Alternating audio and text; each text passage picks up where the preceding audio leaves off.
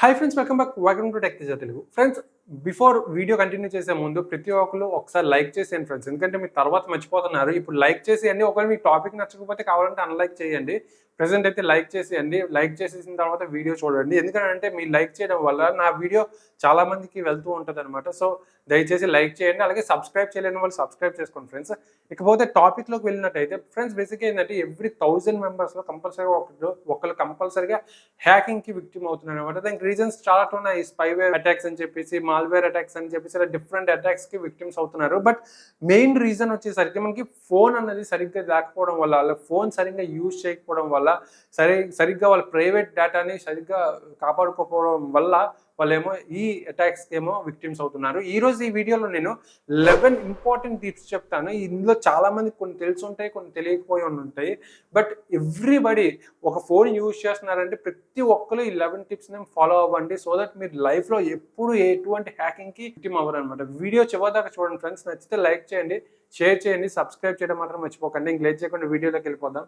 Let's go in to the video.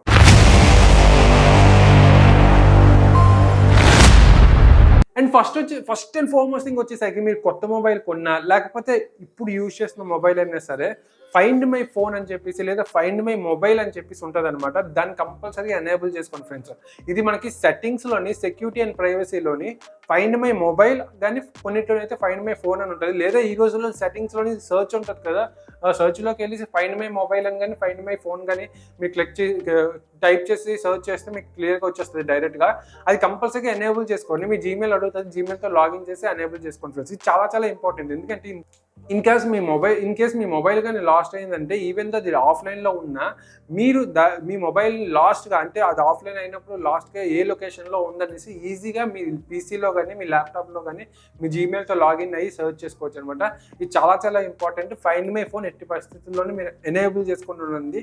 ఇది చాలా మంది అంటారు బ్యాటరీ ఎక్కువ కన్జ్యూమ్ చేసుకుంటుంది, కంపల్సరీగా ఆఫ్ చేసుకోండి అని చెప్పేసి. ఇది ఆఫ్ చేయకండి. ఇది చాలా చాలా ఇంపార్టెంట్. కంపల్సరీగా ఆన్ చేసుకొని ఉంచుకోండి. సెకండ్ వచ్చేసరికి 2 స్టెప్ వెరిఫికేషన్ కంపల్సరీగా చేసుకోండి ఫ్రెండ్స్. ఇది మీ గూగుల్ యాప్స్లో ఏదో ఒక యాప్, లైక్ మనకి గూగుల్ ఉంటే గూగుల్, జీమెయిల్ అయితే జీమెయిల్, గూగుల్ ఫొటోస్ అయితే గూగుల్ ఫొటోస్, దానిలోకి వెళ్ళగానే మీకు కార్నర్లోని మీ డీపీ ఉంటుంది కదా, ఆ డీపీ మీద ట్యాప్ చేస్తే మేనేజ్ గూగుల్ అకౌంట్ అని చెప్పేసి ఉంటుంది. దాని మీద ట్యాప్ చేసి అందులో సెక్యూరిటీ ట్యాబ్ అని ఉంటుంది. అందులోకి వెళ్తే మీకు అక్కడ 2 స్టెప్ వెరిఫికేషన్ అని చెప్పేసి ఉంటుంది. ఒకవేళ అది డిజేబుల్లో ఉంటే మాత్రం మనకి అది ఎనేబుల్ చేసుకోండి. అది కంపల్సరీగా ఎనేబుల్ చేసుకోండి ఫ్రెండ్స్. అది ఎనేబుల్ చేయడం వల్ల ఏమవుతుందంటే, in case me user name password వేరే వాళ్ళకి తెలిసినా కూడా, వాళ్ళు ఒకవేళ ఆ రెండు కరెక్ట్గా ఎంటర్ చేసినా కూడా అక్కడ 2 స్టెప్ వెరిఫికేషన్ అని చెప్పేసి సెకండ్ లేయర్లో ఏమవుతుందంటే ఐడెంటిఫికేషన్ మార్క్ అవుతుంది అనమాట. లైక్ ఇప్పుడు ఫర్ సపోజ్ ఎవరో పీసీలోని మీ యూజర్ నేమ్ పాస్వర్డ్ తెలిసిపోయింది అనుకోండి, వాళ్ళు లాగిన్ చేస్తే మీ మొబైల్కి ఏమో అథెంటికేషన్ వస్తుంది అనమాట, కోడ్. ఆ అథెంటికేషన్ కోడ్ అక్కడ ఎంటర్ చేస్తేనే వాళ్ళకి లాగిన్ అవుతుంది. ఆర్ఎల్స్ కొన్ని నెంబర్స్ వస్తాయి, ర్యాండమ్ నెంబర్స్ వస్తాయి. ఆ ర్యాండమ్ నెంబర్లోని మెయిన్ నెంబర్ వచ్చేసరికి మీ దగ్గరలో కనిపిస్తుంది, అంటే మీ మొబైల్లో కనిపిస్తుంది. ఆ పీసీ మీద ఒక 3-4 నెంబర్స్ ఉంటాయి. మీ మొబైల్ మీద ఏ నెంబర్ కనిపిస్తుందో ఆ నెంబర్ అక్కడ ఎంటర్ చేయాలన్నమాట. లేదు అని అంటే లాగిన్ అవ్వదు. ఇట్లాంటివి చాలా ఇంపార్టెంట్ ఫ్రెండ్స్. 2 స్టెప్ వెరిఫికేషన్ అనేది కంపల్సరీగా చేయండి. లేదు అని అంటే మీ గూగుల్ డేటా మొత్తం, మీ Google photos, Google calendar, Google ప్రతి యాప్కి మీరు ఏవైతే సేవ్ చేసుకున్నారో మొత్తం వాళ్ళకి వెళ్ళిపోతాయి. గూగుల్ కాంటాక్ట్స్ ఎవ్రీథింగ్ వాళ్ళ చేతిలోకి వెళ్ళిపోతుంది. సో ఎట్టి పరిస్థితుల్లో 2 స్టెప్ వెరిఫికేషన్ అనేది చేసుకోండి. ఇది మీ ఫ్రెండ్స్ దగ్గర నుంచి కూడా చాలా సేఫ్గా ఉంచుతాయి. అండ్ థర్డ్ వచ్చేసరికి చాలా మంది తెలిసినా కూడా నెగ్లిజెన్స్ చేస్తున్నారు. నాకు ఎందుకో అర్థం కాదు. మీరు ఏ యాప్ ఇన్స్టాల్ చేసినా కూడా గూగుల్ ప్లే స్టోర్ నుంచి ఇన్స్టాల్ చేయండి ఫ్రెండ్స్. చాలా మంది చెప్తారు, చాలా టెక్ వీడియోస్లో నేను చూస్తూ ఉంటాను. ఇది అయినా కూడా చాలా మంది ఏంటంటే థర్డ్ పార్టీ గూగుల్ బ్రౌజర్ నుంచి కానీ ఎక్కడెక్కడ నుంచి డౌన్లోడ్ చేసేసుకుంటారు. ఎట్టి పరిస్థితుల్లోని మీరు ఇన్స్టాల్ చేసే ప్రతి యాప్ కూడా గూగుల్ ప్లే స్టోర్ నుంచి ఇన్స్టాల్ చేయండి. అంతేకాదు ఫ్రెండ్స్, ఒక సెట్టింగ్ ఉంటుంది. ఆ సెట్టింగ్ మీరు చేంజ్ చేసుకోవాలి. మీ మొబైల్లో సెట్టింగ్స్లోకి వెళ్ళేసి ఆ సెట్టింగ్స్లో సర్చ్ ఉంటుంది కదా, సర్చ్ దగ్గర మనకేమో ఇన్స్టాల్ అన్నోన్ యాప్స్ అని చెప్పేసి ఎంటర్ చేయండి. లేదు అని అంటే సెట్టింగ్స్లోకి వెళ్ళి ప్రైవసీ అండ్ సెక్యూరిటీ అని చెప్పేసి ఉంటుంది. దానిలోకి వెళ్తే మీకు అక్కడ కిందకి వెళ్ళినట్టయితే ఇన్స్టాల్ అన్నోన్ యాప్స్ అని చెప్పేసి ఉంటుంది. దాని మీద ట్యాప్ చేస్తే మనకి డిఫరెంట్ అప్లికేషన్స్ కనిపిస్తుంది. అంటే ఆ అప్లికేషన్స్ నుంచి మనం ఏదైనా ఇన్ కేస్ ఫర్ సపోజ్ అక్కడ క్రోమ్ ఉందనుకోండి, మీరు క్రోమ్లో ఏదో అన్ఎక్స్పెక్టెడ్గా ఇన్స్టాల్ మీద క్లిక్ చేస్తారనుకోండి, ఏదో అడ్వర్టైజ్మెంట్స్ వస్తాయి, దాని మీద ఇన్స్టాల్ మీద క్లిక్ చేస్తే ఒకవేళ యాప్ అయితే ఆటోమేటిక్గా ఇన్స్టాల్ అయిపోతుంది, మీ పర్మిషన్స్ ఏమి అడగదు. బట్ దీన్ని ఆఫ్ చేసుకుని ఉంచుకోండి. ఇవన్నీ ఆఫ్ చేసుకుని ఉంచుకోవడం వల్ల ఏమవుతుంది అంటే, ఇన్ కేస్ మీరేమో ఇన్స్టాల్ అనేసి ట్యాప్ చేయగానే ఫస్ట్ ఆఫ్ ఆల్ మీకు అడుగుతుంది ఉంటుంది అనమాట. ఏపీకే ఫైల్ ఇన్స్టాల్ అవ్వబోతుంది, అది మీకు ఇన్స్టాల్ చేయాలా వద్దా అని చెప్పేసి. అప్పుడు సో దట్ మీకు ఏంటంటే ఓకే ఇదేదో మనకి థర్డ్ పార్టీ నుంచి ఇన్స్టాల్ అవుతుంది, మనం దీన్ని బ్లాక్ చేయొచ్చు అని చెప్పేసి మనకి ఈజీగా తెలుస్తుంది. లేదు అని అంటే ఆటోమేటిక్గా ఇన్స్టాల్ అయిపోతుంది. ఇది ఏంటంటే చాలా డేంజర్ ఫ్రెండ్స్, ఎందుకంటే కొన్ని ఏపీకే ఫైల్స్ ఎట్లా ఉంటాయంటే మన డేటాని వాళ్ళ దగ్గర తీసుకెళ్లేలా ఉంటుంది. సో ఎట్టి పరిస్థితుల్లోనే ఇన్స్టాల్ అన్నోన్ యాప్స్ దగ్గర మనకి అన్ని టోగుల్స్ ఆఫ్ చేసుకొని ఉంచుకోవడం బెస్ట్ ఫ్రెండ్స్. అండ్ నెక్స్ట్ వచ్చేసరికి ఇది చాలా మందికి తెలిసిందే, మీరు ఏ యాప్ గూగుల్ ప్లే స్టోర్ నుంచి ఏ యాప్ ఇన్స్టాల్ చేసినా కూడా మాక్సిమం రేటింగ్ చూసుకోండి ఫ్రెండ్స్. 4.2 అంతకంటే ఎక్కువగా ఉండేలా చూసుకోండి. కొన్ని యాప్స్ అంటే తప్పవు, అది కంపల్సరీగా ఇన్స్టాల్ చేయాలి, కానీ రేటింగ్ తక్కువగా ఉంటుంది. మేబీ ఆ యాప్ తలక ఇంటర్ఫేస్ బాగోకపోవడమే, దాని తలక ఇంకేవో సమ్ అదర్ రీజన్స్ వల్ల దాని రేటింగ్ తక్కువ అవ్వచ్చేమో, కానీ అది ఎక్కువ మంది ఇన్స్టాల్ చేస్తారు. అట్లాంటి యాప్స్ పర్లేదు, కానీ కొన్ని యాప్స్ ఉంటాయి కదా, ఎక్స్పెషల్ గేమ్స్ కానీ ఇట్లాంటివి ఉంటాయి కదా, ఇట్లాంటి యాప్స్ ఇన్స్టాల్ చేసే ముందు కొంచెం జాగ్రత్తగా చూసి మీరు ఇన్స్టాల్ చేయండి, లేకపోతే ఇవి కూడా ఒక రీజన్ అవుతాయి మీ మొబైల్ హ్యాక్ అవ్వడానికి. అండ్ నెక్స్ట్ వచ్చేసరికి కొంతమంది ఏంటంటే కొత్త మొబైల్ కొనగానే సెక్యూరిటీ అప్డేట్స్ గట్రా లేకపోతే మనకి సాఫ్ట్వేర్ అప్డేట్స్ వస్తూ ఉంటాయి కదా, బట్ నెగ్లెక్ట్ చేసేస్తూ ఉంటారు ఫ్రెండ్స్. కంపల్సరీగా సాఫ్ట్వేర్ అప్డేట్ గురించి నేను మాట్లాడను, కానీ సెక్యూరిటీ ప్యాచ్ అప్డేట్ అనేసి మనకి ఎక్కువగా వస్తూ ఉంటుంది. అది కంపల్సరీగా అప్ టు డేట్లో పెట్టుకొని ఉంచుకునేలా చూసుకోండి. ఎందుకంటే మనకి ఒక సెక్యూరిటీ అప్డేట్ వస్తుంది అని అంటే దాని అర్థం ఏంటంటే ప్రీవియస్ వర్షన్ ఏదైతే ఉందో దానిలో ఏదో ఒక బగ్ ఉండడం వల్ల, దానిలో ఏదో ఎర్రర్ ఉండడం వల్ల హ్యాకర్స్ మన దగ్గరికి అప్రోచ్ అవుతున్నారన్న ఉద్దేశంతోనే దాన్ని ఓవర్కమ్ చేయడానికి మనకి కొత్త సెక్యూరిటీ అప్డేట్ అనేది కొత్తగా తీసుకొస్తారు. సో మీరు ఒకవేళ అప్డేట్ చేయకపోతే మీ మొబైల్ కాంప్రమైజ్ అయ్యే అవకాశాలు ఉన్నాయి, అంటే హ్యాక్ అయ్యే అవకాశాలు ఉన్నాయి. సో ఎట్టి పరిస్థితుల్లో సెక్యూరిటీ ప్యాచ్ అప్డేట్ అనేది కంపల్సరీగా ఉండేలా చూసుకోండి. అంటే నెక్స్ట్ వచ్చేసరికి యాప్ పర్మిషన్స్ మీరు రెగ్యులర్గా చూస్తూ ఉండండి. ఇప్పుడు ఫర్ ఎగ్జాంపుల్ మీరు ఒక యాప్ ఇన్స్టాల్ చేశారంటే ఆ యాప్ వల్ల ఏవేవి యూజ్ అవుతుంది, మైక్రోఫోన్ యూజ్ అవుతుంది, కెమెరా యూజ్ అవుతుంది, లొకేషన్ యూజ్ అవుతుంది, ఒకసారి మీకు ఐడియా వచ్చేస్తుంది కదా. ఫర్ సపోజ్ వాట్సాప్ తీసుకున్నాను అనుకోండి, వాట్సాప్లోనే మీకు యాప్ పర్మిషన్స్ అనే ఆప్షన్ ఎక్కడ ఉంటుంది అంటే మీకు ఏదైనా యాప్ మీద లాంగ్ ప్రెస్ చేస్తే ఇన్ఫర్మేషన్ అని చెప్పేసి ఉంటుంది, దానిలోనే ఉంటుంది. ఆర్ఎల్స్ మీకేమో సెట్టింగ్స్లోకి వెళ్ళి తర్వాత యాప్స్లోకి వెళ్ళేసి అక్కడ కూడా మీకేమో ఏదో ఒక యాప్ సెలెక్ట్ చేసుకుంటే మీకు పర్మిషన్స్ అని చెప్పేసి ఉంటుంది, దానిలోనే ఉంటుంది. ఆ పర్మిషన్స్లో ఏంటంటే మనకి ఎవ్రీ డీటెయిలింగ్ ఉంటుంది అనమాట. అంటే ఈ పర్టికులర్ యాప్ ఏదైతే యూజ్ చేస్తుంది, మైక్రోఫోన్ యూజ్ చేస్తుందా, కెమెరా యూజ్ చేస్తుందా, కాంటాక్ట్స్ యూజ్ చేస్తుందా, ఏ ఫోన్ యూజ్ చేస్తుందా, ఇలా డిఫరెంట్ లోకల్ యాప్స్కి సంబంధించిన ఎవ్రీథింగ్ అక్కడ ఉంటుంది అనమాట. ఒకసారి మీరేమో రీచెక్ చేసుకోండి. ఇప్పుడు ఫర్ ఎగ్జాంపుల్ వాట్సాప్ ఉంది, వాట్సాప్ ఏదైతే యూజ్ చేస్తుంది, కెమెరా యూజ్ చేస్తుంది వీడియో కాల్స్ కోసం, తర్వాత మైక్రోఫోన్ యూజ్ చేస్తుంది వాయిస్ కాల్స్ కోసం లేదా వాయిస్ మెసేజెస్ కోసం, తర్వాత కాంటాక్ట్స్ యూజ్ చేస్తుంది కాంటాక్ట్స్ షేర్ చేయడానికి, లొకేషన్ యూజ్ చేస్తుంది లొకేషన్ షేర్ చేయడానికి, ఇవి మనం మై ఫైల్స్ యూజ్ చేస్తుంది ఏమైనా డాక్యుమెంట్స్ గట్రా మై ఫైల్స్ నుంచి తీసుకోవడానికి, గ్యాలరీ యూజ్ చేస్తుంది. వీటికి మించి ఇంకేమైనా యూజ్ చేస్తున్నాయా? యూజ్ చేయవు కదా. ఒకవేళ అందులో ఆటోమేటిక్గా అప్డేట్ అయిపోయింది అనుకోండి, వాటిని రిమూవ్ చేసేయండి. జస్ట్ దాని మీద క్లిక్ చేస్తే మనకు అక్కడ అడుగుతుంది అనమాట అలౌ డోంట్ అలౌ అని చెప్పేసి, డోంట్ అలౌ మీద క్లిక్ చేసేయండి. ఫర్ సపోజ్ పబ్జీ ఉంది, పబ్జీలో మనకి ఎక్కువగా ఏంటి యూజ్ అవుతుంది, ఒకటి మై ఫైల్స్ యూజ్ చేస్తుంది స్టోర్ చేసుకోవడానికి, తర్వాత మైక్రోఫోన్ యూజ్ చేస్తుంది అవసరం కాబట్టి.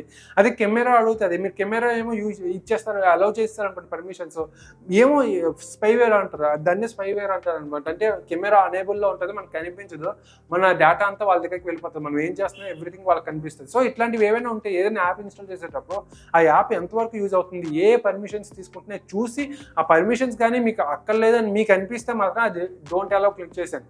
ఒకవేళ అవసరం వస్తే అదే ఆటోమేటిక్గా మనకి ప్రాంప్ట్ వస్తుంది అనమాట, మన పర్టికులర్ యాప్కి ఈ పర్మిషన్ కావాలని చెప్పేసి, అప్పుడు కావాలంటే గ్రాంట్ చేసుకోండి. బట్ స్టార్టింగ్లో మీకు ఏ పర్మిషన్స్ అక్కర్లేదని మీరు ఫీల్ అయితే మాత్రం వాటిని డోంట్ అలౌ మీద క్లిక్ చేసేసి రిమూవ్ చేసేయండి, అదే మంచిది. అండ్ నెక్స్ట్ వచ్చేసరికి చాలా తక్కువ మందికి తెలిసే ఉంటుంది, చాలా తక్కువ మంది యూజ్ చేస్తారు VPN అని చెప్పేసి, వర్చువల్ ప్రైవేట్ నెట్వర్క్ అని చెప్పేసి అంటారు. మీరు ఎప్పుడైనా బయట కానీ అంటే పబ్లిక్ ప్లేసెస్లోని పబ్లిక్ నెట్వర్క్స్ గట్రా యూజ్ చేసేటప్పుడు మ్యాక్సిమం VPN యూజ్ చేయండి ఫ్రెండ్స్. ఎందుకంటే ఒక 60 to 70% వరకు మీ డేటాని సేఫ్గా ఉంచుకుంటారు. అంటే నేను ఎక్కువ సజెస్ట్ చేయను బేసిక్గా VPN యూజ్ చేయమని, ఎందుకంటే ఇట్లాంటివి చెప్తుంటే యూట్యూబ్ స్ట్రైక్లు వేస్తుంది. బట్ ఏంటంటే నా సజెషన్ ఏంటంటే మ్యాక్సిమం పబ్లిక్ ప్లేసెస్లో ఉండేటప్పుడు కంపల్సరీగా VPN యూజ్ చేయండి. VPN ఎలా యూజ్ చేయాలంటే కొంతమందికి తెలియకపోవచ్చు కదా, వాళ్ళకి బేసిక్ నాలెడ్జ్ కూడా లేని వాళ్ళకి, అట్లాంటి వాళ్ళకి కావాలి అంటే కింద కామెంట్స్లో మెన్షన్ చేయండి, నేను ఎలా VPN యాప్ ఇన్స్టాల్ చేయాలి, ఎలా దాన్ని ఏమో యూజ్ చేయాలి, అసలు VPN అంటే ఏంటి, నేను ఒక వీడియో చేసి క్లియర్గా మీకు ఎక్స్ప్లెయిన్ చేయడానికి ట్రై చేస్తాను. చాలామందికి తెలుసు కాబట్టి నేను ఒక వీడియో చేయట్లేదు. ఇన్ కేసు అవసరం అయితే మీరు కింద కామెంట్స్లో మెన్షన్ చేయండి, నేను కంపల్సరీగా దాని మీద ఒక వీడియో చేస్తాను. ఫ్రెండ్స్ నెక్స్ట్ వచ్చేసరికి మనకి పబ్లిక్ ప్లేసెస్లోని ఎట్టి పరిస్థితుల్లో ఛార్జింగ్ పెట్టుకోకూడదు ఫ్రెండ్స్. ఎస్పెషల్గా యూఎస్బి యూజ్ చేసుకుని ఛార్జింగ్ పెట్టుకుంటే ఆ యూఎస్బి వెనకాతల ఏదైనా డివైస్ ఉండొచ్చో ఆ డివైస్ మన డేటాను మొత్తం లాగొచ్చు అనమాట. ఈ విధంగా కొత్తగా వచ్చింది. దీన్నేమో మనం జ్యూస్ జాకింగ్ అటాక్ అని చెప్పేసి అంటాను. నేను యాక్చువల్గా దీని మీద ఒక డీటెయిల్డ్ వీడియో చేశాను. ఆ వీడియో లింక్ కింద డిస్క్రిప్షన్లో పెడతాను, నేర్చుకోండి ఒకసారి. అంటే నేను టెక్నాలజీకి సంబంధించిన కాదు కదా, టెక్నాలజీ గురించి ఎందుకు నేర్చుకోవాలని మాత్రం ఆలోచించుకోండి. ఎందుకంటే ఫర్దర్గా మనకి అన్ని టెక్నాలజీ మీద డిపెండ్ అవుతాయి. ఇట్లాంటి మినిమం బేసిక్స్ మనం తెలుసుకోకపోతే చాలా ఇబ్బంది పడిపోతాం. నేను చాలా డీటెయిల్డ్గా చాలా స్లోగా జ్యూస్ జాకింగ్ అటాక్ అంటే ఏంటో ఒక వీడియో చేస్తాను, ఒకసారి వెళ్ళి చూడండి.